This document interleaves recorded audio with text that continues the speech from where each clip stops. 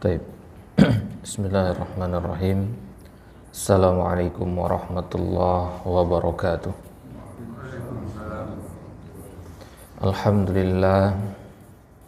Alhamdulillahi ala ihsanih wa syukru lahu ala taufiqihi wa amtinanih wa asyhadu an la ilaha illallah wahdahu la syarikalah ta'ziman li sya'nih wa asyhadu anna Muhammadan abdullahi wa rasuluhu ad-da'i ila ridwanih. Allahumma salli wa sallim ala Muhammadin wa ala alihi wa ashabihi wa ikhwanih. Amma ba'd, fallahumma anfa'na bima 'allamtana wa 'allimna ma yanfa'una wa zidna ilman ya rabbal alamin. Bapak-bapak jamaah salat subuh Masjid Baitur Rahman rahimani wa rahimakumullah. Semoga Allah Subhanahu wa taala senantiasa mencintai dan memuliakan kita semua. Alhamdulillah, kita memuji dan bersyukur kepadanya. Di pagi hari yang penuh dengan keberkahan ini, Allah Subhanahu wa taala masih memberikan kita kesempatan untuk melaksanakan kewajiban kita sebagai seorang hamba, yaitu salat subuh secara berjamaah. Dan kita lanjutkan kembali pembahasan atau belajar bahasa Arab kita dari kitab Durusul Lughah Al-Arabiyyah. Dan alhamdulillah ta'ala sekarang ini kita sudah memasuki jilid yang kedua dari 4 jilid kitab ini. Baik. Di pertemuan sebelumnya kita sudah membahas tentang apa makna dari penggunaan inna. Ya, inna apa maknanya dan apa pengaruh yang ditimbulkannya. Ketika kita ketemu inna di dalam Al-Qur'an atau dalam hadis, inna itu sebenarnya maknanya apa? Itu yang sudah kita ambil di 3 atau 2 pertemuan sebelumnya. Baik. Sekarang kita akan ambil saudara dari inna. Ya, saudara dari inna. Tapi secara makna dia berbeda. Hanya saja pengaruh yang ditimbulkannya sama. Baik. Sebelum ke situ kita meroja sedikit tentang inna kemarin. Di depan kita ada sebuah kalimat. Ya, kalimat yang sempurna terdiri dari 2 kata, yaitu al-baitu kabirun. Ya, artinya sebuah rumah itu besar atau rumah itu besar. Ini adalah kalimat yang normal, tidak ada penegasan di dalamnya, tidak ada penekanan. Ya, kalimat yang seperti ini ya disebut kalimat ibtidai. Ya, artinya kalimat yang kita sebutkan tanpa ada embel-embel penekanan. Namanya kalimat ibtidai. Baik. Ya, ketika kita ingin menyebutkan suatu kalimat kepada mukhatab artinya lawan bicara, yang mana mukhatab atau lawan bicara kita ini bisa jadi tidak akan mempercayai apa yang akan kita ucapkan, maka kalimat yang akan kita ucapkan itu harus ditambah dengan embel-embel penekanan atau penegasan. Ya, kaidah ini kalau kita terapkan ketika membaca ayat-ayat Al-Quran, ada ayat-ayat Al-Quran yang datang begitu saja tanpa penekanan, ada yang pakai penekanan 1, ada yang pakai penekanan 2. Nah, jadi ada 3 jenis ayat Al-Quran dari sisi ada apa tidaknya penekanan itu. Ada yang tidak punya penekanan, ada yang punya penekanan 1, ada yang punya penekanan 2. Ya, maksimal penekanan itu 3, tapi paling banyak itu 2 kita temukan di Al-Quran. Taib. Ya, artinya ada suatu ayat yang dia ditegaskan dan ditekankan oleh Allah lebih dari sekali. Dari sini berarti kita bisa pahami, oh ini berarti ya adalah sesuatu hal yang sangat penting, berarti sampai Allah butuh untuk menekankannya 2 kali. Baik. Ya, di sini ada kalimat al-baitu kabirun. Ini adalah kalimat normal, ya, sifatnya netral karena tidak ada penegasannya. Ya, kemudian ketika kita ingin menegaskan kalimat ini kepada orang yang mungkin tidak percaya, maka kita tambahkanlah inna di situ. Ya, sehingga yang tadinya al-baitu menjadi al-baita. Itu perubahan yang ditimbulkan. Jadinya innal baita kabirun. Baik. Al-baitu kabirun, yang akarnya tadi al-baitu disebut dengan istilah apa? Mubtada. Kabirun disebutnya khabarul mubtada. Ketika kemasukan inna, artinya ketika datang inna, maka yang tadinya mubtada berubah menjadi isim inna namanya. Ya, kemudian kabirun yang tadinya khabar mubtada menjadi khabar inna. Nah, apa itu isim inna? Ya, sesuai dengan letaknya di sini ya. Kata benda yang terletak setelah inna itulah yang disebut dengan ismu inna atau isim inna. Ya, kata benda setelah inna itu namanya isim inna. Kenapa penting kita tahu yang mana isim inna? Agar kita tahu mana kata yang sedang ditegaskan di situ. Ya, ketika kita membaca ayat inna dina indallahil islam, ya, kita tahu di situ setelah kata inna ada kata ad-din. Berarti kata ad-din inilah yang ingin ditegaskan. Sesungguhnya agama yang benar. Agama yang benar itu apa? Ini yang ditegaskan. Ya, kemudian disebutkan di khabarnya al-Islam.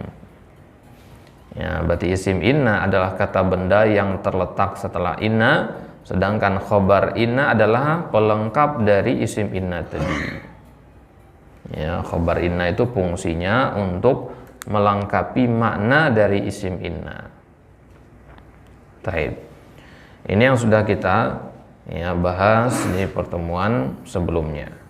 Ya, pemasukan inna ke dalam suatu kalimat. Nah, inna ini kita katakan tadi memiliki makna penegasan, makanya dia disebutnya dengan huruf apa kemarin? Takkid, mumtaz. Nah, namanya huruf takkid atau huruf taukid, ya. Nah, jadi dia sebutnya huruf taukid. Ya, kadang dia juga disebutnya huruf nasab. Huruf nasab artinya dia memfathahkan kata benda setelahnya. Ya, kadang juga dia disebutnya huruf nasikh, huruf yang menghapus. Ya, sudah pernah kita sampaikan nih. Kenapa dinamakan huruf yang menghapus? Kenapa inna itu disebutnya huruf nasikh atau huruf penghapus? Karena dia menghapus mubtada. Sekarang nggak ada mubtada lagi kan sekarang. Yang ada adalah isim inna. Jadi pada kalimat innal baita kabirun, innal ladina kafaru, inna fir'auna ala fil ardi, ya, innal ladina ajramu, ya, dan seterusnya. Ayat-ayat yang seperti itu tidak bisa kita tanyakan mana mubtadanya. Ya, nggak ada mubtada di situ. Ya. Kenapa? Karena sudah ada inna. Jadi inna ini disebutnya huruf nasikh. Ya, nasikh dari kata mansukh, ya, nasikh mansukh. Artinya menghapus. Nah, ini inna, ya. Nah, contohnya kemarin sudah kita ambil di surat Thaha ayat 15, innas sa'ata atiyatun. Ya, di situ kita lihat kata benda langsung setelah inna, yaitu kata apa? As-sa'ata. Makanya di situ harokatnya fathah. Ya, innas sa'ata. Ya, berarti di sini kedudukannya sebagai apa? Isim inna. Nah, ingat tadi ya, kata benda yang langsung terletak setelah inna itu namanya isim inna, kata yang sedang ditegaskan. Kemudian mana khabarnya? Khabarnya kata selanjutnya yaitu atiyatun. Ya. Inna sa'ata atiyatun. Sa'ata isim inna, atiyatun khabar inna. Ya, berarti kalimat ini, ya, intinya hanya pada ini saja sampai kata atiyatun, ya. Lanjutannya akadu ukhfiha litujza kullu nafsin bima tas'a. Ini adalah penjelas dari dua kata sebelumnya, gitu ya. Maka dua kata sebelumnya yaitu as-sa'ata atiyatun ini adalah inti dari kalimat ini. Ini inti dari ayat surat Thaha ayat 15 ini. Ya. Jadi as-sa'ata atiyatun kemarin artinya hari kiamat itu pasti datang. Akadu ukhfiha, aku sembunyikan kapan datangnya. Ini kan menjelaskan berarti. Ya. Nah, kata Allah, aku sembunyikan kapan datangnya hari kiamat itu agar aku bisa membalas setiap jiwa sesuai dengan apa yang ia kerjakan. Nah, ini kan kalimat penjelas ya untuk hari kiamat itu. Ya, maka bagaimana Allah akan membalas setiap jiwa kalau hari kiamat itu belum datang? Begitu kan? Nah, jadi harus datang dulu hari kiamat itu, barulah Allah membalas setiap jiwa sesuai dengan perbuatannya. Artinya yaumul hisab itu tidak akan tegak sebelum tegaknya yaumul kiamah.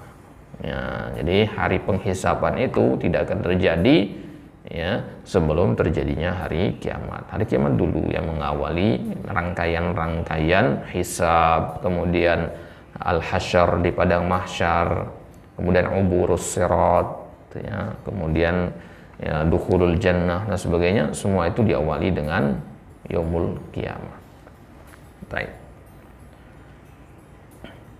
Kemarin juga kita sudah belajar bagaimana kalau isim inna itu berbentuk domir ya. Kemarin misalkan huwa, berarti inna ditambah huwa. Nah, kemarin jadinya apa? Innahu. Ini harus dihafalin ya. Inna ditambah huwa jadinya innahu. Huwa itu sendiri artinya apa? Dia. Laki-laki perempuan?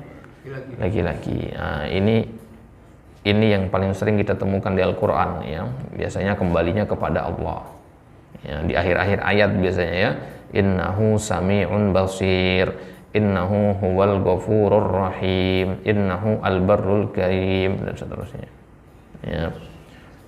Biasanya kalau di Al-Quran innahu itu kembalinya ke Allah. Innallaha itu asal katanya innallaha ya, kalau ganti dengan domir jadinya innahu. Jadi kalau kita terjemahkan innahu ini artinya apa? Sesungguhnya dia laki-laki. Berarti kita tahu nanti ya siapa yang dimaksud dengan huwa di situ ya. Kita lihat ke ayat sebelumnya. Baik, kalau ditambah dengan hiya jadinya apa? Innaha. Ya, ini bedanya laki-laki dan perempuan ya. Huwa itu dia laki-laki, hiya itu dia perempuan. Jadinya innaha. Baik. Nah, kalau ditambah hum jadinya apa? Innahum. Ya, ini juga banyak dalam Al-Quran. Innahum humul mu'minuna haqqa. Ya, hum itu sendiri artinya apa? Mereka. Laki-laki perempuan?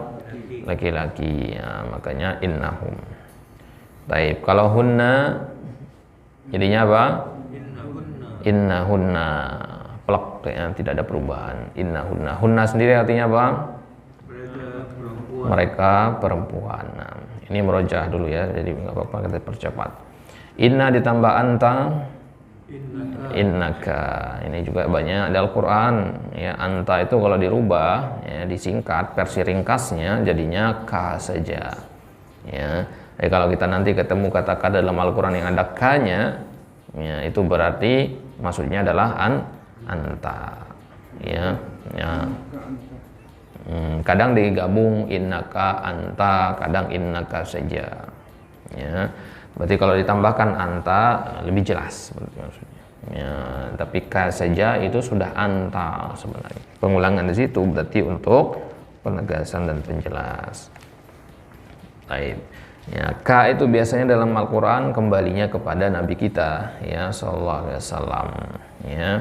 Ya, Nabi misalkan di dalam Al-Quran misalkan Allah katakan innaka mayyitun, sesungguhnya anta mayyit ya, sesungguhnya engkau adalah mayyit. Siapa maksudnya di situ engkau?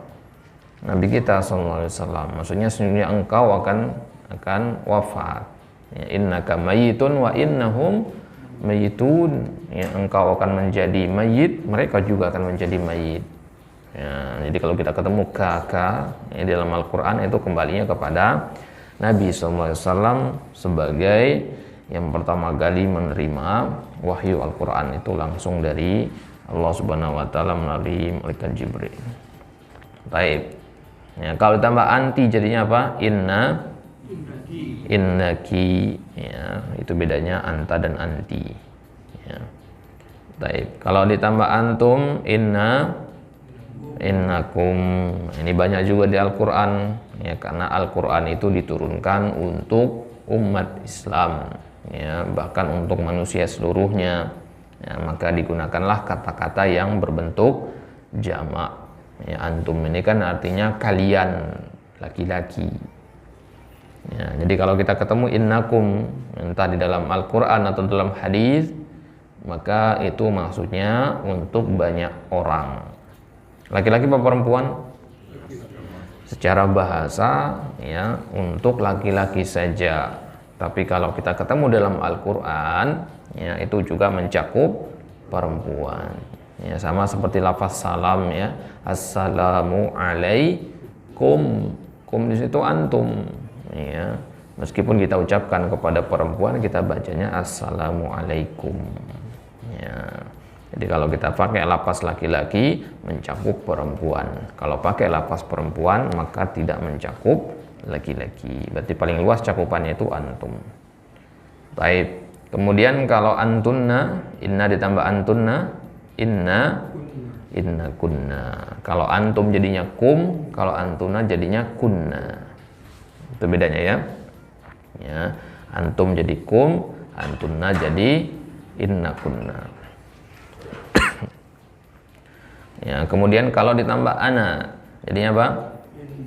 Ya, ada dua kemarin, ya, innani atau inni, ya, kemarin, ya. Nah, ini, ya, lihat warna merah ini, ya, ini adalah perubahan dari ana. Ana itu berubah menjadi ya sukun dia. Kemudian kalau innani itu ada tambahan nun yang warna hijau ini. Ya, ada tambahan nun. Nun ini namanya nun wiqayah namanya. Ya, ini namanya nun wiqayah.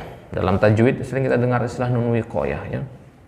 Ya, sering kita dengar istilah nun wiqayah dalam tajwid, misalkan di surat Al-Jumu'ah, ya, lahwanin faddu ilaiha wa tarakuka qa'ima. Ya, baik. Nah, jadi nun wiqayah itu artinya nun penjaga, ya, untuk menjaga agar kata sebelumnya tidak berubah menjadi kasroh, sehingga dia datang mengorbankan dirinya agar dia saja yang membawa harokat kasroh itu. Nah, maka kita lihat inna di sini harokatnya tetap fathah, kan? Ya, harokatnya tetap fathah. Ya, jadi, ya, kurang elok gitu istilahnya, ya. Ya, kalau ada kata-kata selain yang memang berharokat kasroh dikasrohkan, karena kasroh itu hak dari isim, ya. Kalau kita temu di dalam Al-Quran yang kasroh itu isim, kata benda. Maka kalau kata kerja atau huruf, ya, itu tidak boleh dikasrohkan hukum asalnya. Kalau kita mau mengkasrohkan, maka kita harus mendatangkan yang namanya nun wiqayah ini. Ya, ud'uni. Nah, ud'uni, ada nun di situ. Ya, asal katanya ud'ui. Ya, ud'ui. Tapi kalau kita baca ud'ui, wawunya menjadi kasroh. Yang mana waw itu adalah fiil, kata kerja. Kata kerja nggak boleh kasroh. Nah, akhirnya kita tambahkanlah nun di situ sebagai penjaga agar tidak muncul kasroh. Nah, maka kita lihat di sini innani, innanya tetap, ya, harokatnya fathah, nggak berubah. Yang berubah menjadi kasroh itu adalah nunnya. Coba kita hapus nunnya, jadinya apa? Innai, ya, innai. Ya sukun itu bunyinya i, ya, kemudian inna itu bunyinya a, jadi nggak nyambung. Ya, maka, ya, kurang tepat. Ya, maka hanya ada dua kemungkinan, innani atau inni. Nah, kalau ini innanya sudah berubah, ya, dan ini diperbolehkan. Ini diperbolehkan, tapi tetap yang paling afdol itu adalah dengan menggunakan innani. Baik, ini yang banyak di dalam Al-Quran. Ya, dua-duanya ada dalam Al-Quran, ya. Innani ada, inni ada. Ya, sudah kita bahas kemarin contoh-contohnya. Baik, kemudian kalau yang terakhir tambah nahnu, jadinya apa? Ya, ada dua, innana atau inna. Nah, kalau kita katakan innana, berarti kita hanya menambahkan nunnya langsung, tidak digabung. Berarti berapa nun jadinya? Ya, inna ini kan ada 2 nun di sini ya. Ini 2 nun di sini karena tasdid kan. Kemudian nahnu itu dirubah jadi na. Ini berarti 1, berarti 2 ditambah 1 jadi 3. Ini dia 3 dia. Innana. Ini 2, ini 1, 3. Nah, kalau inna jadi berapa dia? Nah, jadi 2 saja. Nah, berarti melebur dia di situ. Ya. Jadi melebur dia di situ sehingga tidak muncul inna-nya yang satu lagi. Dan dua-duanya boleh. Jadi boleh dibaca innana, boleh juga inna. Nah, inna yang kedua ini yang paling sering kita temukan, terutama di juz 30 itu banyak sekali. Ya. Inna anzalnahu fi lailatil qadar. Ya, jangan sampai nanti kita baca inna anzalnahu, nggak boleh. Harus inna panjang.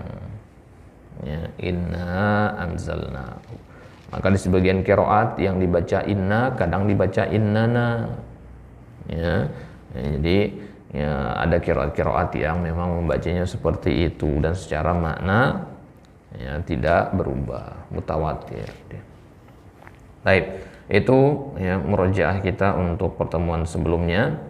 Sekarang kita masuk ke pembahasan baru ya. Baik, di depan kita ada sebuah kalimat at-talibu mujtahidun. At-talibu, apa makna at-talibu? Pelajar atau siswa, laki-laki perempuan? Laki-laki. Mujtahidun, apa makna mujtahid? Ya, rajin. Ya, dari kata ijtihad. Ijtihad artinya kesungguhan. Ya, bersungguh-sungguh. Maka orang yang bersungguh-sungguh namanya mujtahid. Ya, kecuali dalam masalah fikih ya. Dalam masalah fikih istilah mujtahid itu beda lagi maknanya. Baik. Jadi kalimat ini sudah sempurna ya karena terdiri dari at-talibu mujtahidun. At-talibu ini ya. Kalimat ini at-talibu mujtahidun ini disebut dalam bahasa Arab dengan istilah al-jumlatul ismiyah atau jumlah ismiyah. Apa itu al-jumlatul ismiyah? Al-jumlatul ismiyah artinya kalimat yang diawali dengan ismi. Ya, ismiyah dari kata isim. Ya, diawali dengan isim. Isim artinya kata benda. Berarti kata benda pertamanya. Baik. Jadi kalimat-kalimat di dalam Al-Quran, ayat apapun yang kita baca dalam Al-Quran nanti, ya, kalau dia diawali oleh kata benda, oh berarti ayat itu namanya jumlah ismiyah. Ya, surat Al-Fatihah misalkan alhamdulillah, alhamdu itu kata benda isim. Nah, berarti ayat pertama dari surat Al-Fatihah ini adalah jumlah ismiyah. Alhamdulillah jumlah ismiyah. Baik. Berarti kalau dia diawali oleh fi'il, dia dinamakan al-jumlah al-fi'liyah. Nah, berarti jumlah itu ada 2. Kalau kita katakan jumlah itu maksudnya kalimat panjang ya. Ya, minimalnya 2 kata seperti di contoh ini. Ya. Kalau dalam bahasa Indonesia misalkan ya, saya pergi ke pasar. Nah, ini ismiyah atau fi'liyah? Ismiyah atau fi'liyah, saya pergi ke pasar. Fokusnya kepada kata pertama. Ya. Ismiyah karena saya itu kata benda. Gitu ya. Ya. Nah, kalau jumlah fi'liyah dalam bahasa Indonesia itu jarang. Ya, jumlah fi'liyah maksudnya kalimat diawali dengan kata kerja itu jarang. Tapi kalau dalam bahasa Arab justru sebaliknya, ya, jumlah fi'liyah itu lebih banyak. Ya, diawali dengan kata kerja. Ja'a Muhammadun, telah datang Muhammad. Dalam bahasa Indonesia apa? Muhammad telah datang. Ya, urutannya agak beda kalau bahasa Arab. Baik. Nah, jadi kalau suatu kalimat sempurna diawali oleh isim atau kata benda, maka dia disebutnya jumlah ismiyah. Nanti kita akan bahas ya, kenapa surat Al-Fatihah itu menggunakan jumlah ismiyah. Kenapa di khutbatul hajah menggunakan jumlah fi'liyah. Ya, ketika para khatib mengatakan nahmaduhu wa nasta'inuhu. Kenapa nahmaduhu kata kerja dipakainya? Sedangkan di Al-Fatihah menggunakan kata benda alhamdu, secara arti sama. Nanti insya Allah kita bahas ya, ketika sudah masuk ke bagaimana membuat al-jumlah nanti. Baik, sampai sini at-talibu mujtahidun ini namanya jumlah ismiyah. Dan jumlah ismiyah itu terdiri dari yang kita kenal kemarin mubtada dan khabar atau khabarul mubtada. Ya, jadi ya, at-talibu itu mubtada, mujtahidun itu khabarul mubtada. Berarti bisa kita katakan jumlah ismiyah itu rukunnya adalah mubtada dan khabar mubtada. Gitu ya.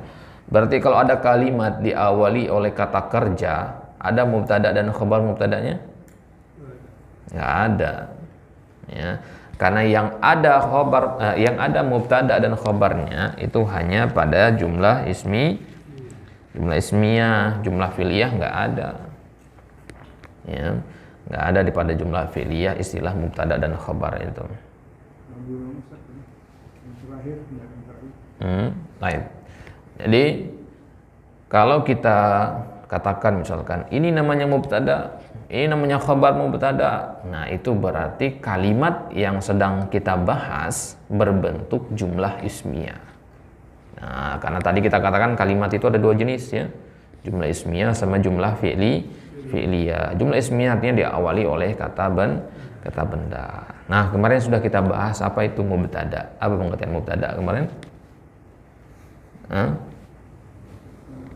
Apa pengertian mubtada kemarin? Mubtada adalah kata benda di awal kalimat. Kata benda di situ katanya. Berarti kalau ada kata kerja bukan mubtada dia.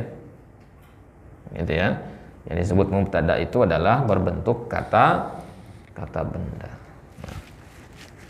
Nah, maka inti dari kalimat itu adalah pada mubtada dan khabar mubtadanya.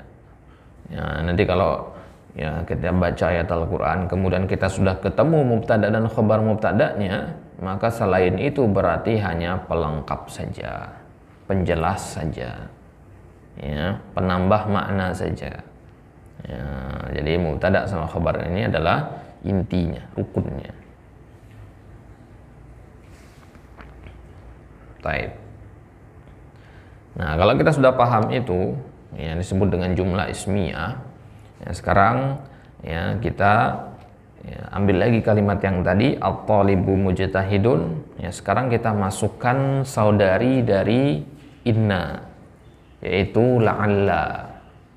Ya, la'alla. Ya, pernah baca ayat Al-Qur'an kata la'alla? Ya, sering ya. Ya, misalkan apa? Ya. La'allakum tattaqun, la'allakum tashkurun, ya, la'allakum tuflihun. Banyak. Apa arti la'alla itu? Ya. Apa? Seandainya. Baik, akan kita lihat nanti artinya. Ya. Jadi la'alla nanti ada 3 maknanya, nanti kan kita bahas. Baik. Kita lihat dulu di sini. Jadi kalimatnya tadi adalah at-talibu mujtahidun. Ini belum ada la'allanya. Ketika ada la'alla, maka yang at-talibu tadi menjadi at-taliba. Gitu ya. Berarti dia sama nggak dengan inna? Ya, sama-sama memfathahkan ya. Inna at-taliba mujtahidun, la'alla at-taliba mujtahidun. Makanya kita katakan la'alla ini saudarinya inna. Ya, kenapa dinamakan saudari? Ya, karena amalannya sama, pengaruh yang ditimbulkan sama, yaitu sama-sama merubah harokat dari dhammah menjadi fathah. Ya, jelas ya? Baik.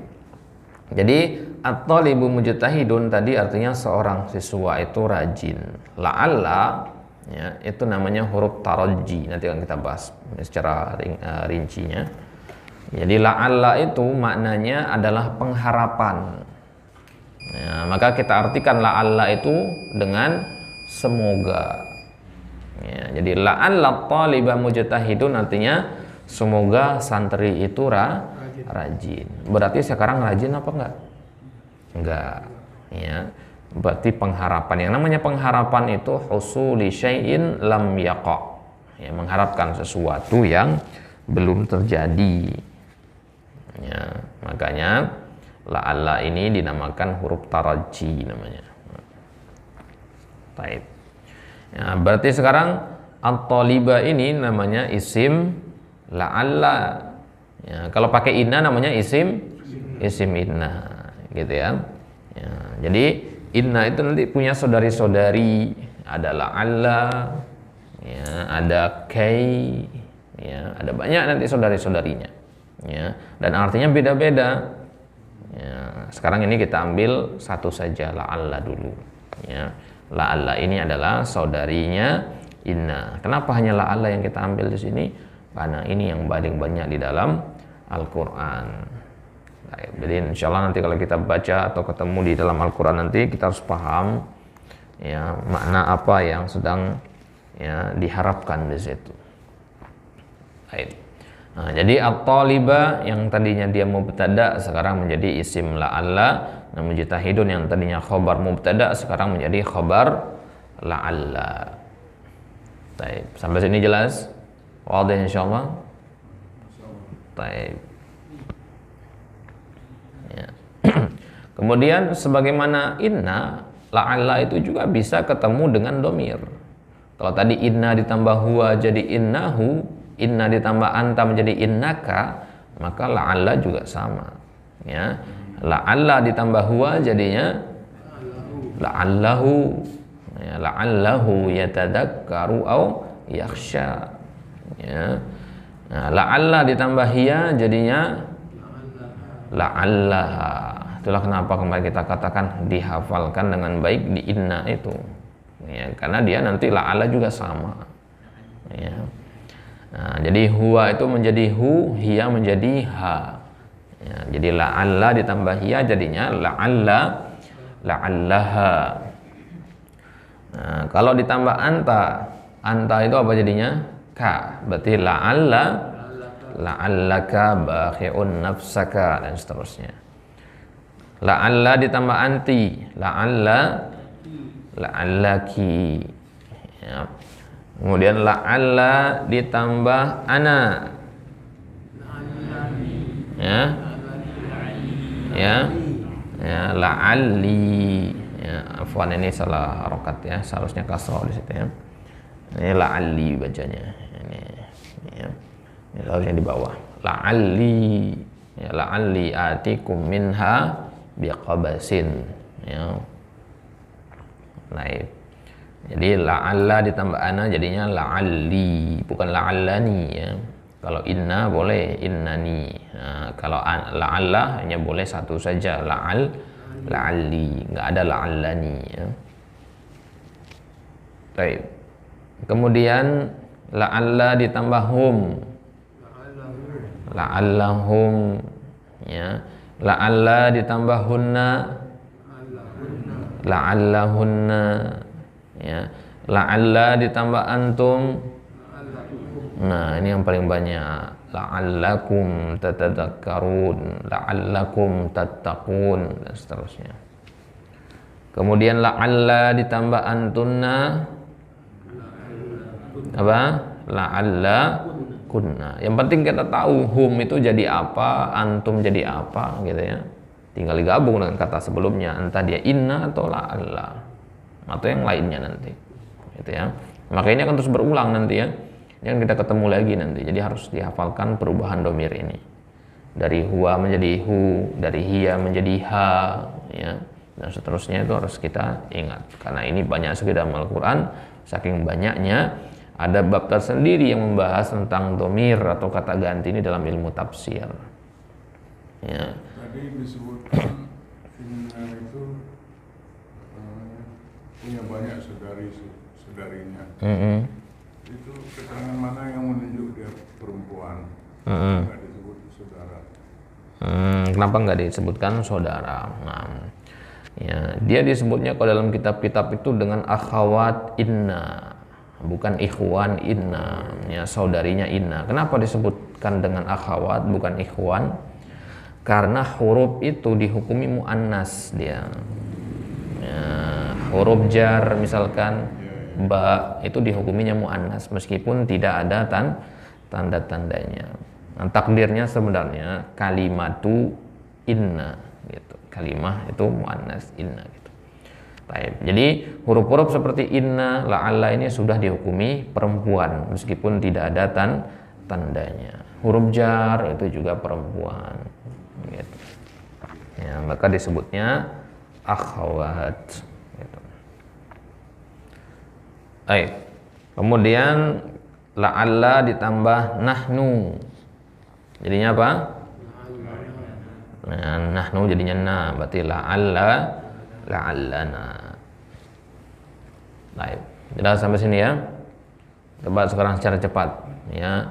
Anda bacakan domirnya, kemudian langsung masukkan la'allanya. Ya, antum, anti, nahnu, huwa, hiya, anta, anti, antum, ana,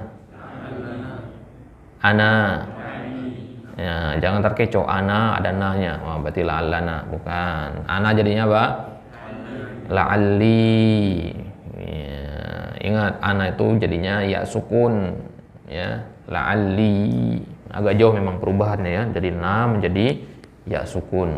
Ya, tapi memang seperti itulah adanya. Ya, jadi la'alla tambah ana jadinya la'alli, tambah nahnu la'allana, tambah hum la'allahum, tambah antum la'allakum, tambah anti tambah hiya la'allaha. Nah, baik.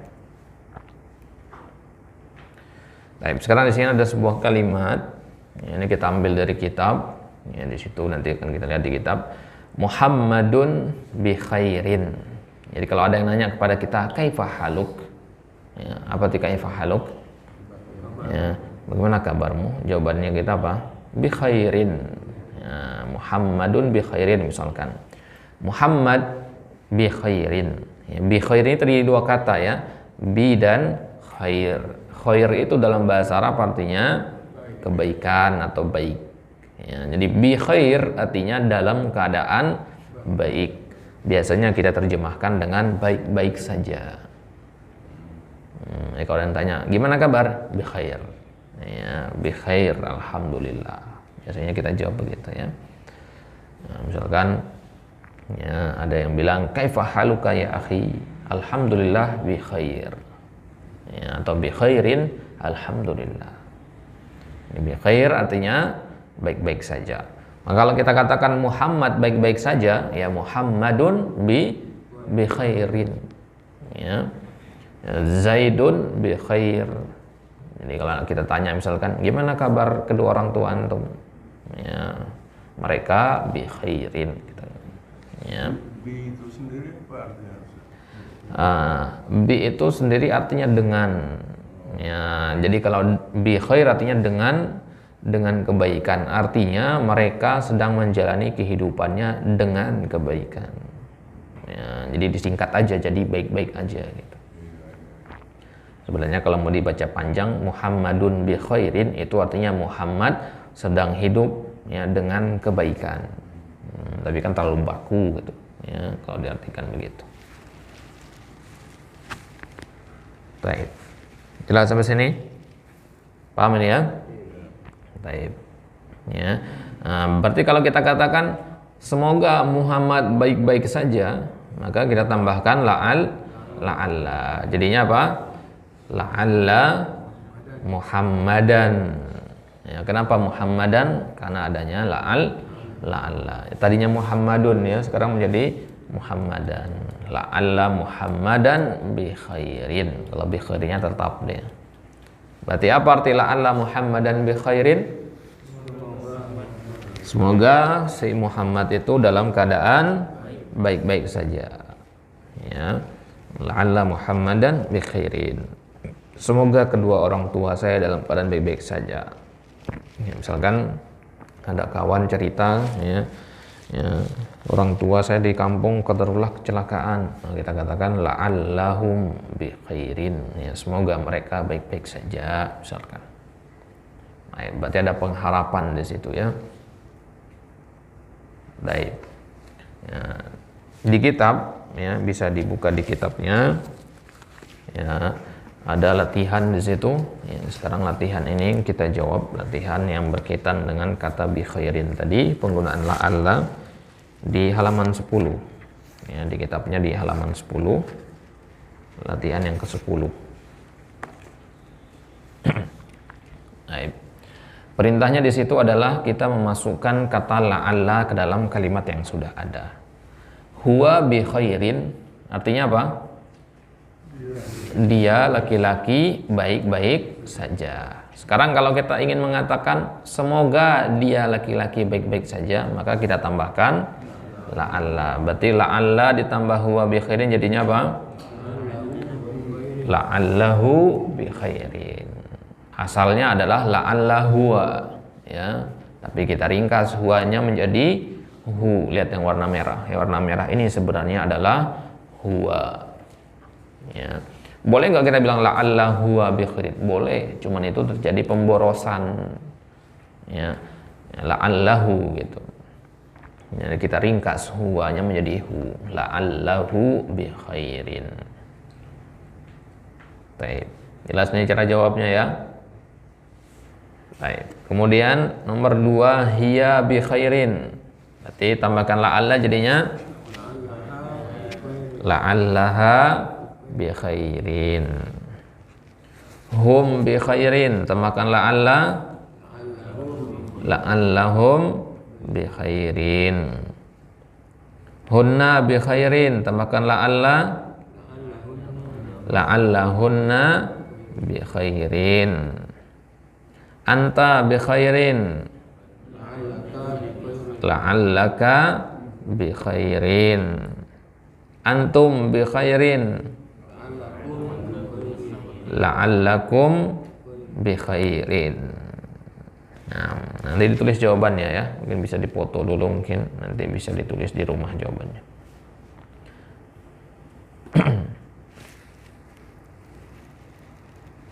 Baik, sudah? Atau nanti bisa disimak rekamannya, ya. Ya, baik. Anti bi khairin, tambahkan la'alla jadinya la'allaki bi khairin. Antunna bi khairin,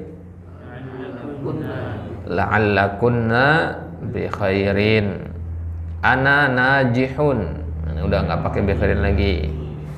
Ya, kalau ana jadinya la'alli najihun. La'alli najihun. Jadi ana menjadi ya sukun. Tambahkan la'alla jadinya la'alli. Ya. Lihat yang berwarna merah di situ, ya sukun itu sebenarnya adalah ana. Ya, itu sebenarnya adalah domir ana. Domir ana dirubah menjadi ya sukun. Ya. Najihun sendiri artinya apa? Ya, lulus. Ya, berarti la'alli najihun artinya semoga. Siapa yang semogakan di sini? Saya. Ya, semoga ana najihun, semoga saya lulus sukses, itu arti najihun. Ya. Baik. Kalau nahnu najihun artinya, ya, kita lulus. Kalau kita ingin mengatakan semoga kita lulus, berarti tambahkan la'alla. La'alla ditambah nahnu tadi la'allana. Jadinya la'allana najihun. Nah, sudah ini? Mafhum, ya? Baik. Nomor 11, al-mudiru fi ghurfatihi. Apa arti al-mudir? Kepala sekolah. Fi ghurfatihi. Apa arti fi ghurfatihi? Di ruangannya. Ya, mudir di ruangannya. Kalau kita ingin mengatakan semoga mudir ada di ruangannya, maka tambahkan la'alla di depan. Jadinya la'allal mudiratoru ro, la'allal mudiro fi ghurfatihi. Lihat itu perubahannya ya. Ini fathah ini saja yang berubah. Ya, misalkan ya, pulang dari masjid ini kita berharap sarapan sudah ada misalkan. Ya, maka kita katakan la'alla at-ta'ama misalkan. Ya, la'allal fatura. Ya, pasti fathah sudah. Nah, jadi la'alla ini pengharapan di sini. Baik. Kemudian al-ikhtibaru sahlun. Al-ikhtibar artinya ujian atau tes. Sahlun artinya mudah. Ujian itu mudah. Kalau kita ingin mengatakan semoga ujian itu mudah, nah kita katakan la'allal ikhtibaro, ya, la'allal ikhtibaro sahlun. Ya. Jadi kita sudah belajar misalkan, ya, kemudian besok ujian. Nah, kita berharap ujiannya soal yang keluar adalah yang mudah-mudah yang sudah dipelajari. Gitu. Nah, kita katakan la'allal ikhtibara sahlun. Baik.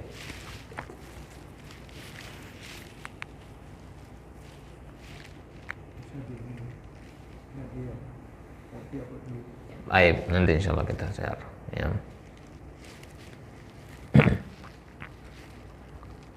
Baik, sudah ya. Nah, sekarang kita masuk ke makna la'alla. Ya, makna la'alla.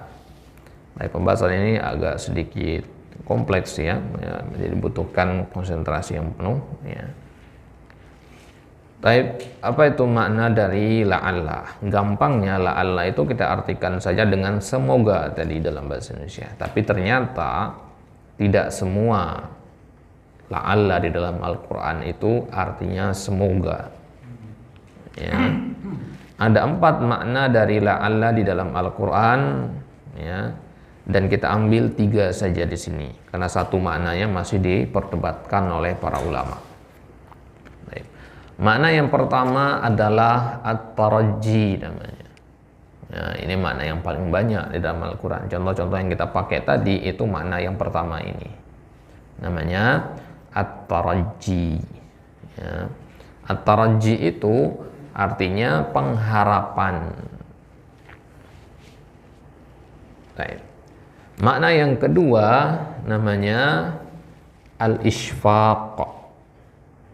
Ya. Al-ishfaq itu artinya kekhawatiran. Jadi la'alla ini juga bisa kita gunakan untuk mengungkapkan kekhawatiran.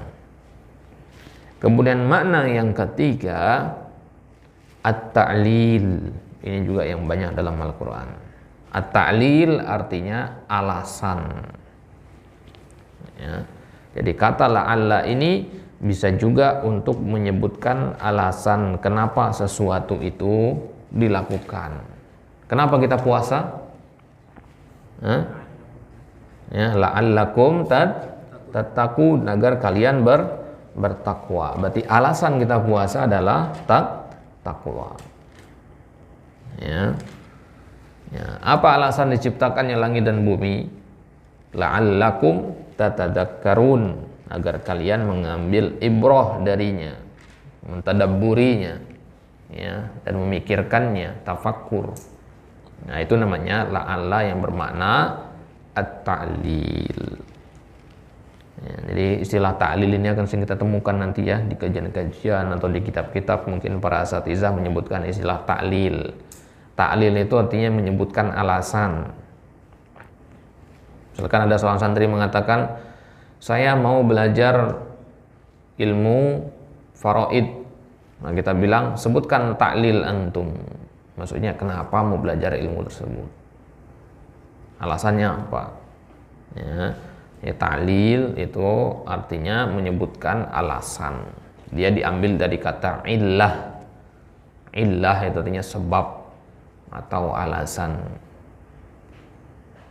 Ya, dalam ilmu kaidah fikih dikatakan bahwasanya al-ahkamu taduru ma'illatiha. Hukum itu berputar bersama sebabnya. Artinya ada sebab, ada hukum. Tidak ada sebab, tidak ada hukum. Ya. Air putih dan khamar bedanya adalah pada sebabnya, yang satu memabukkan, yang satu tidak. Ya, maka adanya hukum haram khamar itu karena adanya illahnya, yaitu memabukkan. Baik. Ya, ini secara umum la'alla. Maknanya yang pertama at-taraji, yang kedua al-isfaq, yang ketiga at-ta'lil. Baik, at-taraji yang pertama itu kalau diterjemahkan artinya semoga. Nanti kalau ada yang mengatakan ayat Al-Qur'an ini artinya semoga, la'alla pada ayat ini artinya semoga, berarti la'alla di situ maknanya at-taraji. Kadang la'alla itu juga bermakna al-isfaq tadi. Apa itu al-isfaq? Kekhawatiran. Ya, artinya adalah khawatir. La'alla itu bisa juga diartikan dengan khawatir. Nanti kita akan lihat contoh-contohnya ya. Jadi nggak semua la'alla itu artinya semoga. Ada juga la'alla yang artinya khawatir. Ya, saya khawatir, saya takut dan seterusnya. Itu namanya al-isfaq. Itu la'alla yang bermakna harap. Apakah masuk wilayah memiliki nilai doa? Nah, benar, memiliki nilai doa. Nah, memiliki nilai doa itu, yang namanya doa kan ada yang terkabul, ada yang tidak ya. Kalau di dalam Al-Qur'an itu disebutkan ada doa-doanya. Doa itu artinya menginginkan sesuatu atau mengharapkan terwujudnya sesuatu. Ya. Maka di dalam Al-Quran ada doa-doa yang terkabul, ada yang tidak. Ya. Kalau ada doa-doa dalam Al-Quran yang tidak terkabul, itu berarti doa-doa yang secara logika mustahil, atau dia doa-doa yang tidak baik. Ya, misalkan doanya para penduduk neraka agar minta dibebaskan. Nah, jadi mereka berharap, ya Allah, kembalikan saya sebentar saja ke dunia agar saya bisa sholat dan bersedekah. Ya, ini kan doa mereka. Allah gunakan di situ la'alli. Ya, mereka berharap bisa kembali, tapi itu sesuatu yang tidak mungkin. Ya, jadi ada juga doa-doa yang bermakna kebaikan, la'alla juga digunakannya. Nah, jadi la'alla ini mengandung makna doa. Baik. Kemudian makna yang ketiga at-ta'lil itu biasanya diartikan dengan agar. Ya, kalau kita katakan agar kalian bertakwa, berpuasalah agar kalian bertakwa. Ya, salatlah agar kalian beruntung. Ya, bertakwalah agar kalian dirahmati. Nah, itu berarti la'alla yang bermakna at-ta'lil. Baik. Ya, ini pendapat dari Imam Al-Kisai. Ya. Beliau mengatakan makna la'alla dalam Al-Quran itu adalah at-ta'lil. Baik. Sekarang misalkan ketika Allah mengatakan la'alla itu kan mengharapkan sesuatu agar terjadi. Ya. Mungkin nggak Allah Subhanahu Wa Taala mengharapkan sesuatu agar terjadi? Secara akidah, secara fikih al-asma'il husna, apakah mungkin Allah mengharapkan sesuatu itu terjadi? Ya, tidak, karena yang mengharapkan sesuatu itu terjadi adalah manusia atau hamba yang memang tidak punya kemampuan untuk memastikan terjadi atau tidaknya. Kalau Allah kan sudah tahu perkara sesuatu itu mau akan terjadi atau tidaknya. Ya, jadi ketika Allah menggunakan kata la'alla, Ya, maka kata Sibawai, la'alla fi haqqillahi wajibun. Ya, la'alla kalau Allah yang mengucapkannya langsung, ya itu artinya pasti terjadi. Tapi kalau yang mengucapkannya adalah manusia, bisa terjadi, bisa tidak. Karena artinya apa? Semoga. Gitu ya. Nah, jadi kalau Allah katakan semoga kalian bertakwa, itu pasti berarti, ya, tapi tidak semuanya, begitu maksudnya. Ya, pasti terjadi kalau Allah menginginkan sesuatu, pasti terjadi. Yaf'alu ma yasha, Allah itu melakukan apapun yang Ia kehendaki sesuai dengan hikmahnya. Nah, jadi itu kaidahnya ya. Jadi semua la'alla kalau dinisbatkan kepada Allah itu pasti terjadi. Kalau dinisbatkan kepada manusia bisa saja tidak terjadi. Ya. Jadi sesuatu yang kita semogakan, sesuatu yang kita harapkan untuk terjadi, ya, itu kalau Allah tetapkan dia terjadi maka akan terjadi. Bisa jadi juga sebaliknya. Ya, beda halnya kalau Allah yang menghendakinya untuk terjadi, maka tidak ada yang bisa menolak takdir. Baik, ya, ini dia 3 makna dari la'alla. Makna yang pertama adalah at-taraji, makna yang kedua al-isfaq, makna yang ketiga adalah at-ta'lil. Ada makna yang keempat namanya al-istifham, tapi itu masih diperselisihkan oleh para ulama apakah dia makna dari la'alla atau bukan. Baik.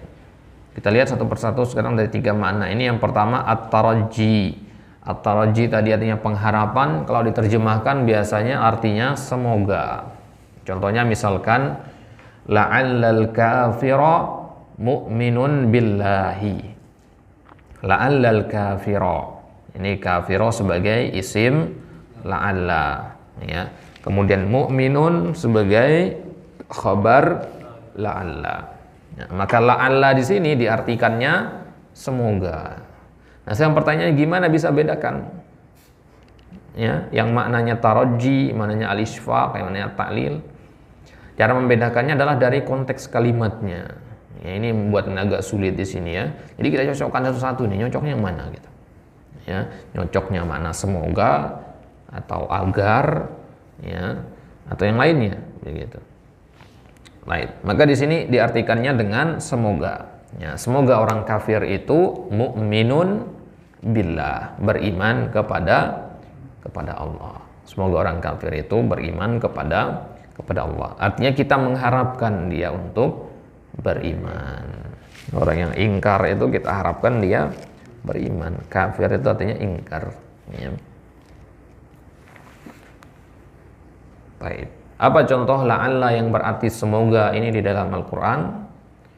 Ya, misalkan di kisahnya Fir'aun bersama Nabi Musa alaihissalam, ya, di surat Ghafir ayat 36 sampai 37, ya, Fir'aun dengan kesombongannya mengatakan, wa qala fir'aunu ya Haman. Fir'aun mengatakan, ya Haman, wahai Haman. Siapa itu Haman? Ya, salah satu bawahannya Fir'aun, seorang arsitek terkenal, ya, yang mengatakan tidak ada yang tidak bisa saya bangun. Ya, apapun yang diminta oleh Fir'aun dibangun. Nah, maka Fir'aun mengatakan kepada Haman, seorang yang sangat cerdas sekali kemampuan arsiteknya, ya, ibnili sorhan, bangunkan untuk saya bangunan yang tinggi, ya, buatkan saya menara yang tinggi, sorhan. La'alli ablugul asbab, ya, semoga dengan bangunan tinggi itu saya akan bisa menjangkau pintu-pintu. Pintu apa? Asbabas samawat, pintu-pintu langit. Tujuannya apa? Fa'attali'a ila ilahi Musa, agar saya bisa melihat kepada Tuhannya Musa. Ya, jadi pengen tahu beneran ada nggak Tuhannya Musa ini? Katanya, ya, Musa mengatakan Tuhannya ada di langit. Nah, sekarang wahai Haman, bangunkan saya bangunan yang tinggi, saya mau tengok seperti apa Tuhannya Nabi Musa. Wa inni la'azunnuhu kadziba. Ya, karena bagi saya Musa itu pembohong, kata Firaun. Ya. Baik, maka di situ tadi Firaun mengatakan la'alli. Ya, la'alli ini ada ya, dua kata di situ, yaitu kata la'alla ditambah apa? Ana. Ya, la'alla ditambah ana, jadinya la'alli. Artinya semoga saya. Artinya Firaun di sini berharap enggak? Berharap. Ya, berharap Haman bisa membuatkan bagi dia bangunan yang tinggi itu. Ya, pernah dengar istilah atau di dalam kitab-kitab sejarah disebutkan Menara Babel, ya, di Babilonia itu. Nah, itu disebutkan dalam kitab-kitab sejarah bahwasanya tujuan pembangunan Menara Babel itu adalah untuk itu, ya, untuk ya menantang langit istilahnya. Ya, makanya disebutkan bahwasanya Menara Babel itu adalah simbol kekufuran paling tinggi dari manusia kala itu. Ya, sampai ingin menantang langit. Ya. Ya, bahkan ada beberapa Firaun di zaman itu, ya, yang mereka itu membangun bangunan-bangunan tinggi dan mengirim pasukan, ya, membawa panah api, ingin menyerang langit, gitu. Ya, ingin menyerang Allah, gitu. Ya, karena para nabi yang diutus selalu mengatakan Allah itu ada di langit, jadi mereka ingin mengalahkannya dengan kesombongannya. Ya.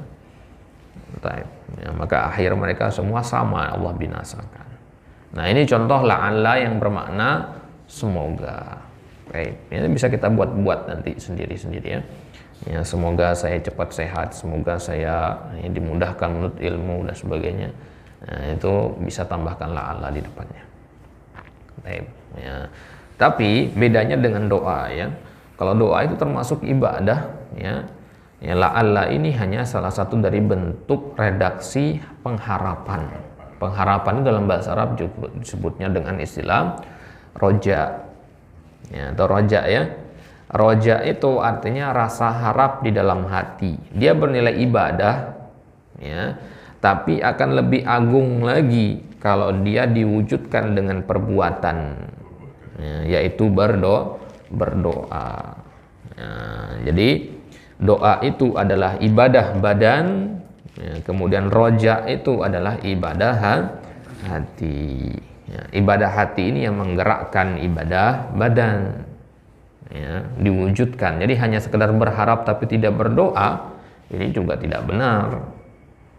Ya, jadi ya, tumbuhkan rasa harap dalam hati, kemudian wujudkan, buktikan kebenaran ya, rasa harap itu dengan doa. Ya, jadi kalau hanya sekedar berharap saja itu la'alla. Ya, kapan dia bermakna doa ya? Kalau kita katakan Allahumma Rabbana, nah itu sudah doa itu. Ya, itu ya. Jadi bagaimana kita merubah la'alla itu menjadi Allahumma Rabbana, Allahumma inni as'aluka dan seterusnya. Ya. Taib. Kemudian khabarnya di situ, yang tadi kita katakan la'alli itu dari dua kata la'alla dan ana. Ana itu sebagai isim la'alla, kemudian khabarnya adalah ablughul asbab. Baik. Kemudian makna yang kedua dari tiga makna la'alla adalah al-isfaq. Al-isfaq tadi artinya kekhawatiran, artinya khawatir. Misalkan kita katakan la'allal aduwa qadimun, ya, ya, saya khawatir, saya takut. Adu artinya musuh, qadimun artinya datang. Saya khawatir musuh itu datang. Ya, nah, maka di situ lihat al-aduwa, ya, kemudian qadimun, ya, al-aduwa isim la'alla, qadimun khabar la'alla. Baik. Nah, kenapa dibaca al-aduwa? Karena adanya la'alla. La'alla itu membuat dia menjadi fathah. La'allal aduwa qadimun.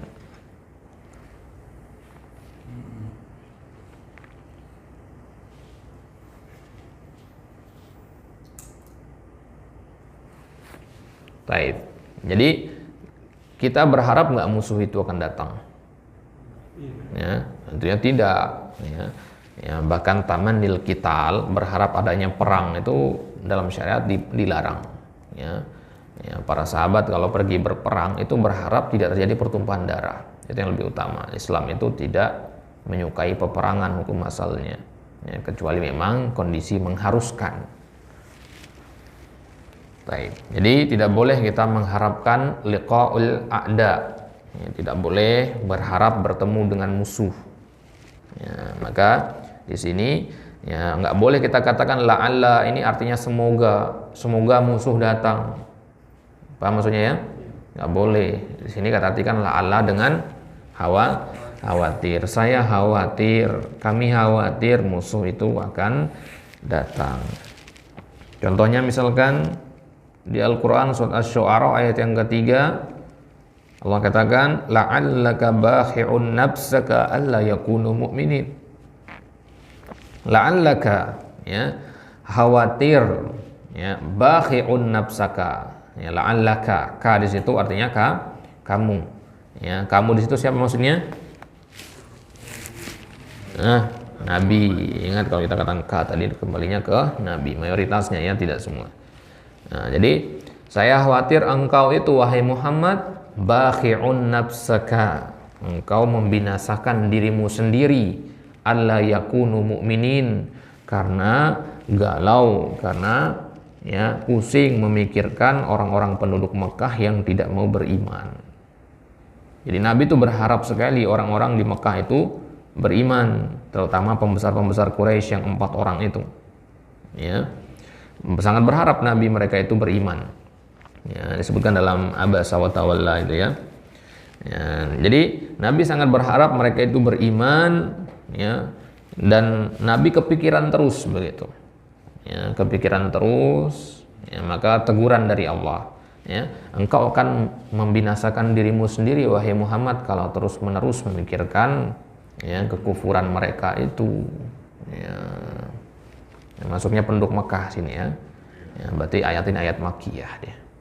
Ya. Baik, jadi la'allaka bakhi'un nafsaka alla yakunu mu'minin, ya.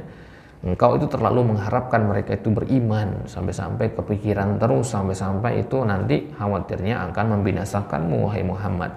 Berarti ini adalah isfaq dari Allah. Ini adalah bentuk kasih sayang Allah kepada Nabi. Ya. Seolah-olah Allah tampakkan di situ kekhawatirannya ya kepada Nabi, sebagaimana seorang ibu mengkhawatirkan keselamatan anaknya. Ya. Baik. Nah, maka di situ ada la'allaka. La'allaka ini dari dua kata, la'alla dan domir anta. Nah, la'allaka. Kemudian khobar la'allanya kata bakhi'un.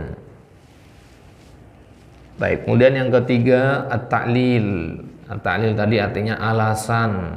Ya, biasanya diterjemahkan di dalam Al-Quran menjadi agar. Ya, misalkan la'alla Zaidan mu'minun billah, agar Zaid itu beriman kepada Allah. Ya, jadi ini mirip maknanya dengan semoga. Ya, semoga Zaid beriman dengan agar Zaid beriman kan maknanya mirip ya. Ya, bedanya adalah kalau dia bermakna ta'lil ini, dia biasanya berada di ujung kalimat. Ya, perhatikan bedanya ya dengan yang bermakna harapan tadi. Kalau bermakna harapan, dia di awal kalimat. Ya, semoga hari ini cerah, awal kalimat kan. Ya, tapi kalau ta'lil agar, ya, itu maka dia berada di ujung. Misalkan saya menuntut ilmu agar saya mengetahui yang mana yang baik dan mana yang buruk. Nah, kan ada kalimatnya, ada kalimat awalannya, saya menuntut ilmu, ini awalannya. Agar, nah, jadi agar itu tidak di awal kalimat biasanya. Nah, contoh yang kita adakan di sini, la'alla Zaidan mu'minun billah, artinya agar Zaid beriman kepada Allah. Pasti ada kalimat sebelumnya, cuman tidak kita tuliskan biar tidak terlalu panjang. Ada kalimat sebelumnya di sini. Misalkan kita katakan saya mendakwahi Zaid agar dia beriman kepada Allah. Gitu. Ya, dalam Al-Qur'an ya, Allah perintahkan kita puasa agar kita bertakwa. Allah perintahkan kita ini agar ini. Allah perintahkan ini agar ini. Jadi Allah jelaskan hikmah-hikmah dari perintah-perintah itu. Ya, karena ya, jiwa manusia itu memang ya, fitrahnya akan semangat mengerjakan sesuatu kalau tahu dapat apa, ya, kalau tahu rewardnya apa, hadiahnya apa. Ya, seperti anak kecil, dia akan semangat mengerjakan PR kalau dijanjikan akan dibelikan mainan misalkan. Nah, mereka fitrahnya manusia seperti itu. Ya, makanya dalam Al-Quran banyak sekali Allah sebutkan hikmah-hikmah yang seperti itu. Taib. Maka Zaidan di sini isim la'alla, mu'minun sebagai khabarnya.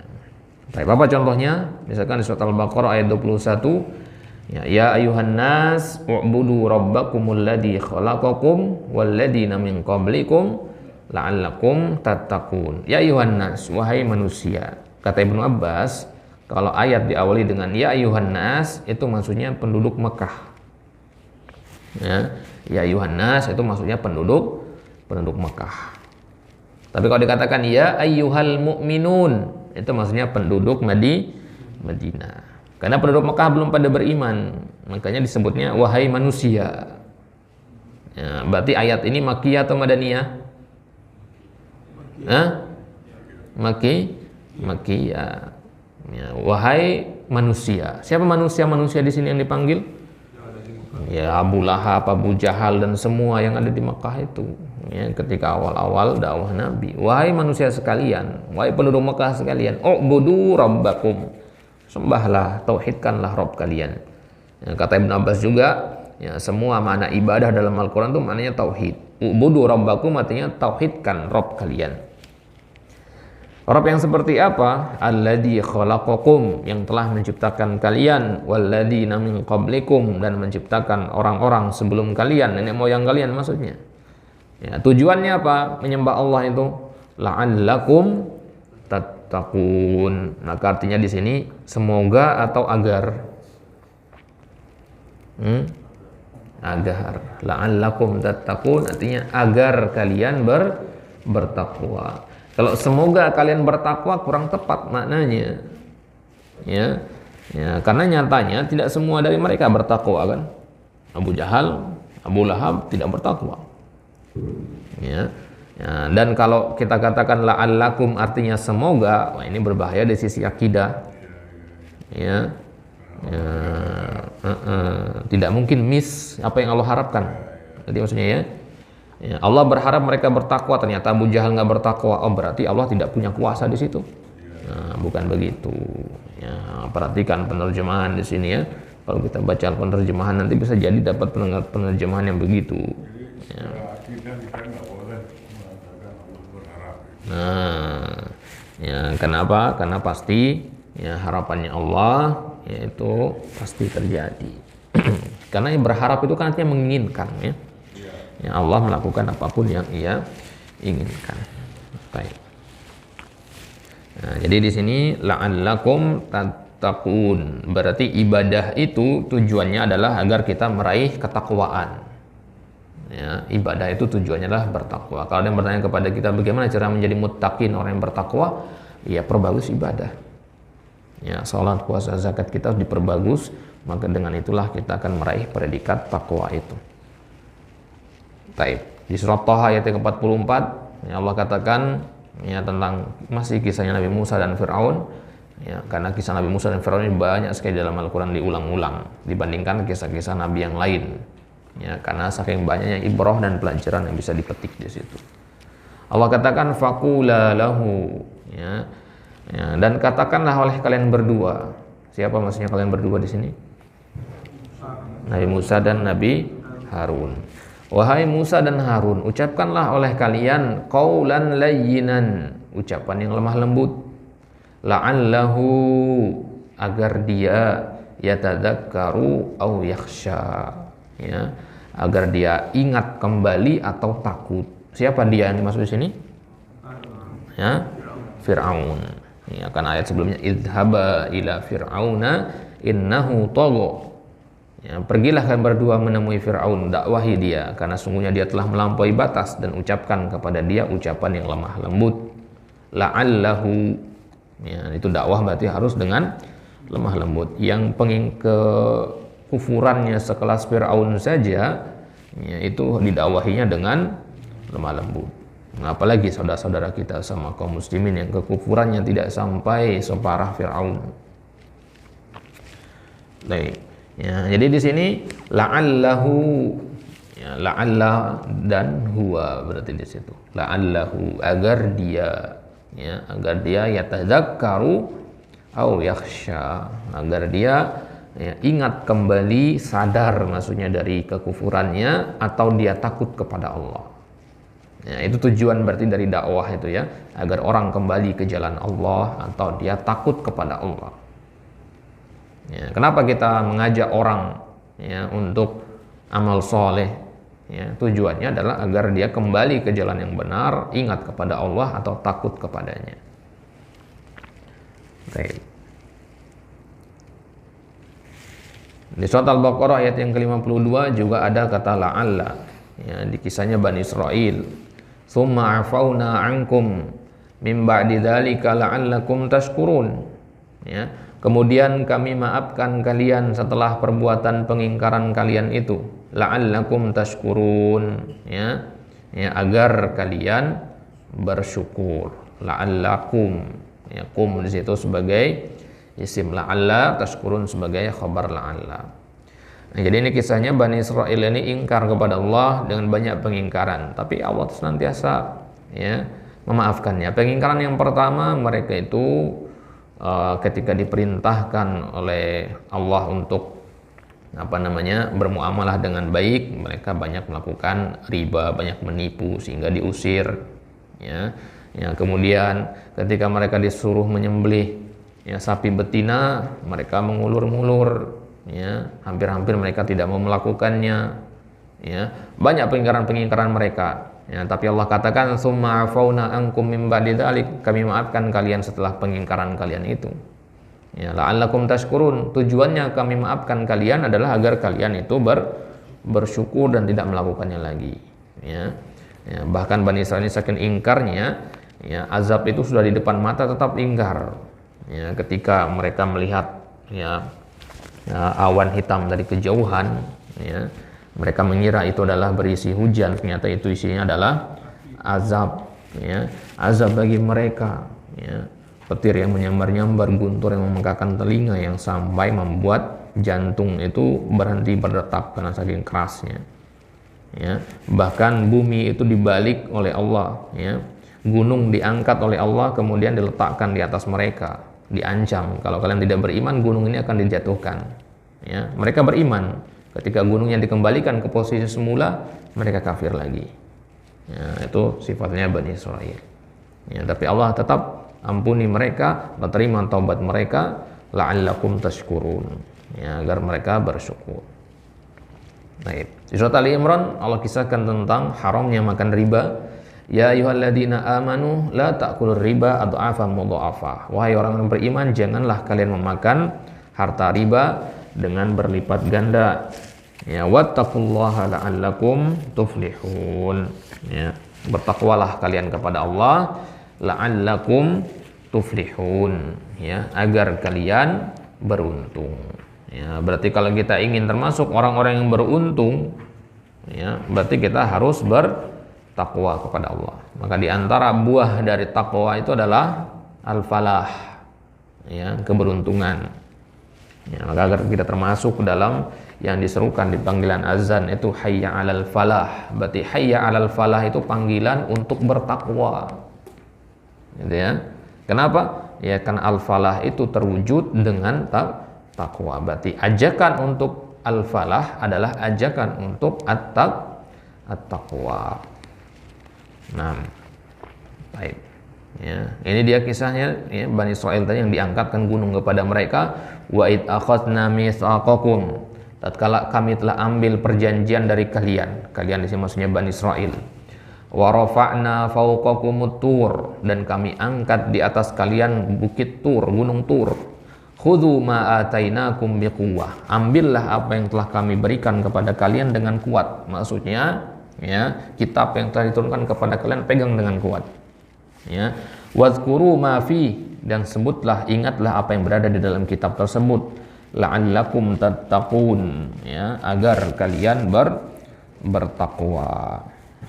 Berarti membaca Al-Quran, kalau Bani Israil kan membaca Taurat berarti Kalau kita membaca Al-Quran, berarti membaca Al-Quran itu juga hikmahnya adalah agar kita bertakwa. Ada orang yang ingin bertakwa tapi tidak membaca Al-Quran, maka ini suatu yang mustahil. Karena jalan untuk menggapai ketakwaan itu adalah dengan membaca Al-Quran dan membaca juga makna-maknanya.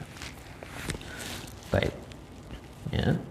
Ya, kemudian di surat Al-Baqarah ayat yang 53, lanjutan dari ayat sebelumnya, Allah katakan wa id ataina Musal kitaba wal furqan la'allakum tahtadun. Tatkala ya kami berikan kepada Nabi Musa itu Alkitab, yaitu At-Taurat, wal Furqan. Wal Furqan ini ya kata para ulama banyak penafsirannya. Ada yang mengatakan Al Furqan itu tabut, ya, atau tabut ya. Ya, tabut ya, dan bukti-bukti mukjizat Nabi yang lainnya, ya, mukjizat Nabi Musa. La'allakum tahtadun, ya, agar kalian tahtadun, agar kalian mendapatkan petunjuk. Ya, jadi baca kitab itu, baca kitab Taurat yang diberikan kepada kalian dan 10 perintah Tuhan itu. Ya, jangan ini, jangan itu, amalkan itu agar kalian mendapatkan petunjuk. Nah, jadi di situ Allah gunakan kata la'alla ya agar mereka ya mengetahui hikmah dari diturunkannya Taurat kepada mereka. Baik. Sampai sini ada pertanyaan? Silakan. Jadi tentang ayat ya ayyuhan nas Mm-hmm. itu kan Al-Baqarah kan panggilan kepada orang-orang Mekah ya. Mm-hmm. Bisa nggak di budu bakum kan orang sebelumnya juga seperti orang sebelumnya kata itu di ayat. Bisa nggak digeneralisir dengan orang-orang yang sekarang yang dipanggilan itu? Boleh nggak? Baik. Nah, jadi kaedahnya di dalam Al-Quran ya, sebab turunnya suatu ayat ya, itu boleh jadi spesifik, tapi hukumnya mencakup banyak orang. Gitu ya. Sebab turunnya suatu ayat boleh itu hukumnya spesifik, tapi berlaku untuk seluruhnya. Misalkan ya tentang hukum zihar di dalam Al-Quran, atau tentang talak misalkan yang familiar di kita ya, tentang fikih cerai ya. Ya, tentang hukum cerai ya, cerai itu aturannya dalam syariat seperti apa, itu kan penyebab turunnya ayat-ayat tentang cerai itu karena para sahabat yang melakukan waktu itu. Nah, apakah hukumnya hanya berlaku pada sahabat di waktu itu saja? Ya, tidak, tapi juga berlaku untuk ya kita kaum muslimin secara umum. Maka sebab turunnya ayat ini adalah kekufuran orang-orang Mekah. Maka kalau ada orang-orang yang kufur seperti orang-orang Mekah dahulu, masuk ke dalam ayat ini berarti. Nah, gitu ya. Jadi tetap berlaku ya, bisa digeneralisir untuk orang-orang yang punya kekufuran yang sama. Berarti ya ayyuhan nas ini hanya berlaku ya untuk orang-orang yang punya kekufuran saja. Orang yang beriman nggak masuk ke sini. Karena orang yang beriman kan sudah menyembah Allah. Kalau sudah menyembah Allah, ya, tidak diperintahkan untuk menyembah Allah lagi. Ya.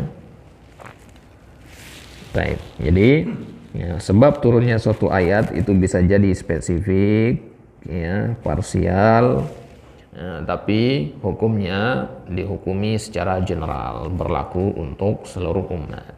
Ya. Ketika Allah tegur Nabi kita agar tidak bermuka masam terhadap orang buta, ya, abasa wa tawalla, ya, maka itu juga teguran untuk umatnya, bukan hanya teguran untuk Nabi Sallallahu Alaihi Wasallam saja. Baik. Ada keterangan enggak ya ketika Nabi Musa menerima wahyu 10 firman Tuhan? Nah, ini kita kenal kalau Nabi Muhammad kan lewat Jibril. Nah, jadi Nabi Musa ini ada kata-kata bahwa lembaran-lembaran Taurat. Apakah Nabi Musa menerima berupa lembaran yang langsung disampaikan oleh Allah ada di hadapannya, ataukah melalui Jibril? Ada keterangan enggak itu Ustaz? Karena saya sering dapat keterangan itu lembaran-lembaran Taurat. Ustaz tahu gimana? Baik. Jadi wahyu yang diturunkan kepada Nabi Musa itu ya ada yang ya umum, ada yang spesifik. Ya. Yang spesifik itu yang ada dalam kitab Taurat. Ya, perincian. Jadi hukum-hukum fikih dalam Taurat itu spesifik sekali, dia seperti Al-Qur'an lah kurang lebih. Ya, kemudian yang umum itu yang pertama kali turun yaitu 10 perintah yang pertama kali turun. Ten Commandment itu.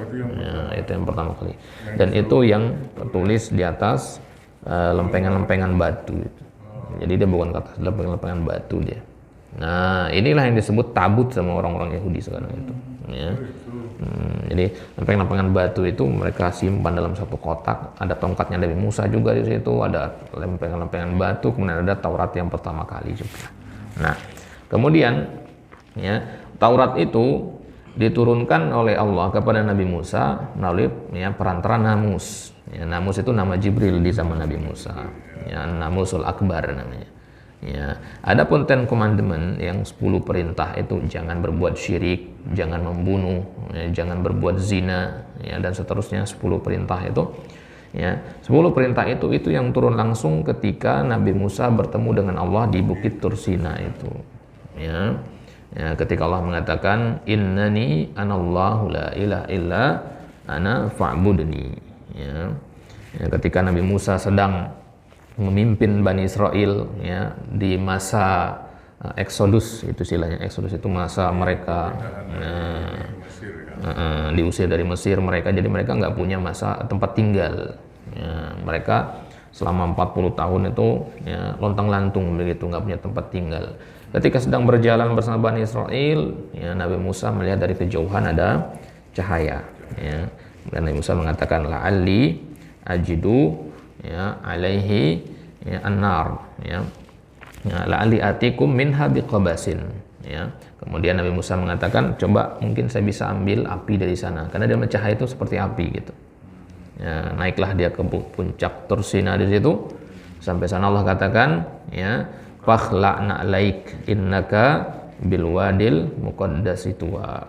Wahai Musa, lepaskan sendalmu, sungguhnya engkau berada di lembah yang suci, muqaddasi tuwa, bukit tua yang suci, lembah tua yang suci. Kemudian ya, barulah kemudian ya, Allah ya, sampaikan 10 perintah itu ke situ kepada Nabi Musa secara langsung. Makanya Nabi Musa disebutnya ya dalam ayat yang lain wa kallamallahu Musa taklima, dan Allah mengajak bicara Nabi Musa secara langsung ya. Apa yang dilihat oleh Nabi Musa waktu itu, apakah wujud Allah sebenarnya? Ya, tidak, yang melihat kita sebutkan dalam riwayat yang lain beliau hanya melihat cahaya yang menutupi pandangan, artinya terang sekali begitu ya. Padahal tidak ada sumber cahaya apapun di tempat itu, karena gelap, malam gulita. Nah, jadi Taurat itu dari Jibril waktu itu ya, disebutnya dalam kitab Taurat dengan An-Namusul Akbar. Ya, dia turunnya secara bertahap-tahap, itu turunnya seperti Al-Quran ya. Fikih-fikih yang dalam Taurat itu turunnya secara bertahap-tahap. Kemudian yang 10 perintah itu turun pertama kali Nabi Musa menerima ya. Makanya nanti kemudian setelah Nabi Musa turun membawa 10 perintah itu, Nabi Musa akan kembali lagi ya, kembali lagi selama 40 hari kalau tidak salah 30 hari ya, untuk beruzlah ya, untuk menyendiri. Nah, ketika menyendiri itulah turun perintah-perintah yang lainnya. Nah, pada saat itu Nabi Musa berpuasa. wallahu alam, karena syariat puasa memang sudah ada dari dari zaman nabi-nabi terdahulu ya. Kama kutiba alal ladzina min qablikum ya. Jadi syariat puasa sudah ada sebelum-sebelumnya. Ya, wallahu alam apakah di situ waktu itu Nabi Musa berpuasa atau tidak. Yang jelas syariat puasa itu juga ada pada kitab Taurat. Apakah di kala itu turun perintah puasa, wallahu alam. Nah, ketika Nabi Musa meninggalkan Bani Israel kan diwakilkan oleh Nabi Harun. Nah, disitulah kemudian Bani Israel kembali ingkar dengan menyembah patung anak sapi itu ya, yang diajak oleh Samiri itu ya. Harun itu kakaknya Nabi Musa ya. Banyak khilaf di situ. Ada yang mengatakan saudaranya dari pihak paman, ya, anak pamannya. Ada yang mengatakan dia adik kakak. Ada yang mengatakan dia itu hanya saudara sesama Muslim saja. Banyak penafsiran di situ. Tapi dia lemah, tidak sekuat Nabi Musa.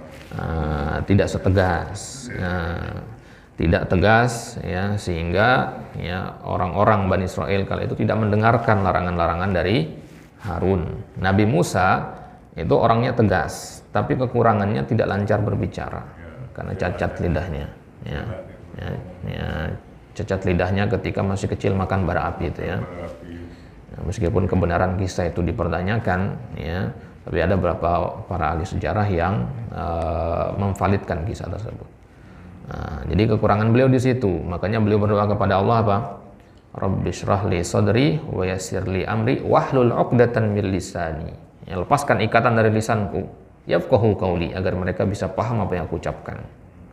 Ya, makanya ketika dakwah kepada Firaun, ya, Nabi Musa minta ditemenin, ya, oleh Harun.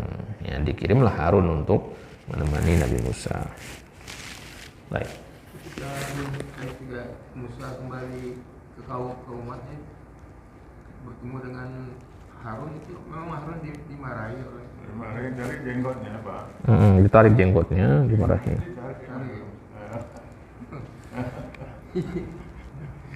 Kenapa kau bisa dikibuli sama orang itu?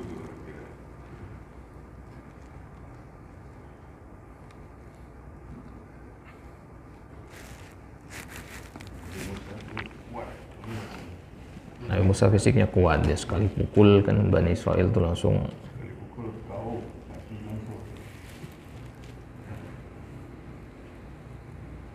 Baik, alas. Silakan. Itu juga berlaku di rahimahullah sama hafizahullah. Karena saya kalau cara melihat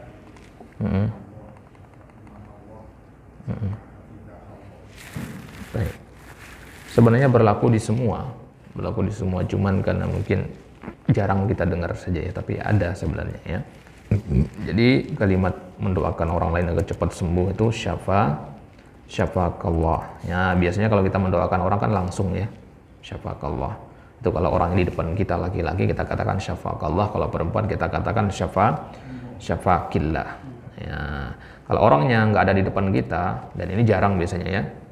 Misalkan anak ngobrol sama seorang santri, ya, Ustaz Tamrin lagi sakit, maka anak katakan syafahullah.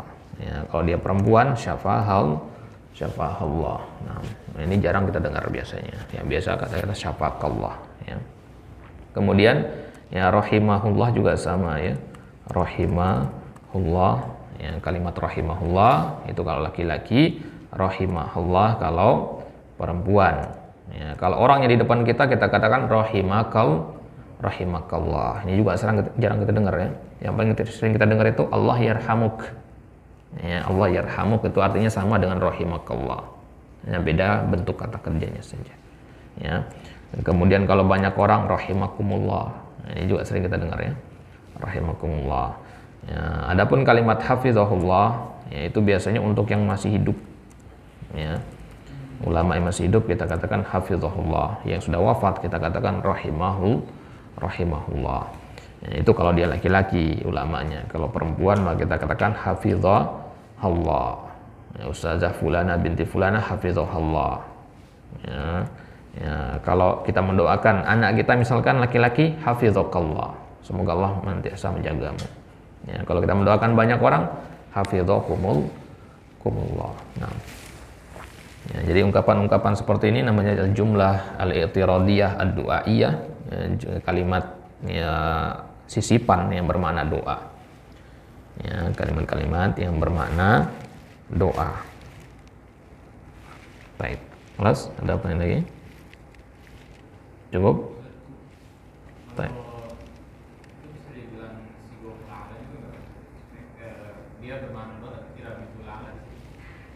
Kenapa?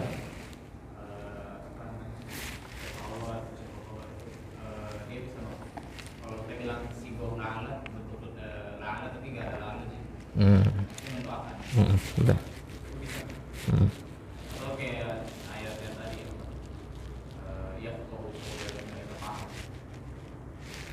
Baik, kalimat yang seperti ini, ya, ini kita ngomongnya uslub, ya, uslub. Ya, kalau la'alla itu beda, dia itu adat. Itu harus bedakan ya, uslub dengan adat.